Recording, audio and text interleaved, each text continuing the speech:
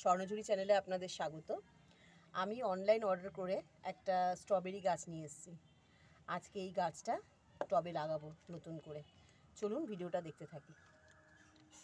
প্রথমে grow bag থেকে আমি এই গাছটাকে ছাড়িয়ে নিলাম, একটু জল দিয়ে নিয়েছিলাম।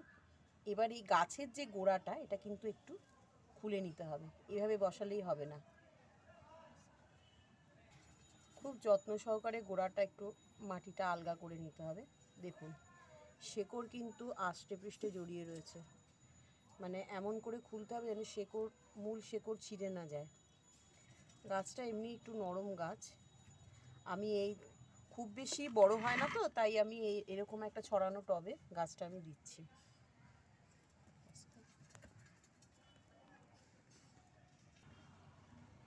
দেখুন, গাছটা পুরো আমি মাটিটা আলগা করে দিলাম গাছটার।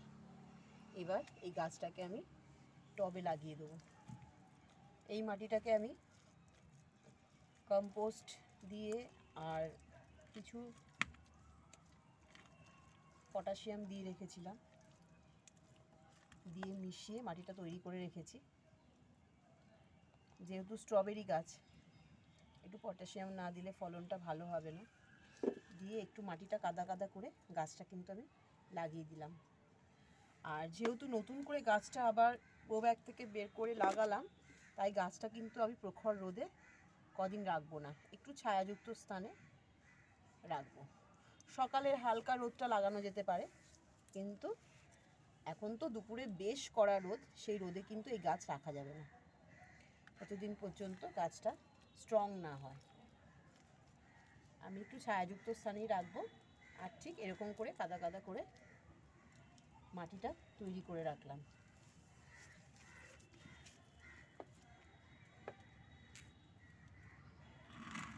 দেখুন পাতাগুলো কীরকম। আমি একটু ওপর থেকে জল দিয়ে দেবো। একদমই ছোট্ট গাছ, একটু যত্ন সহকারে রাখতে হবে।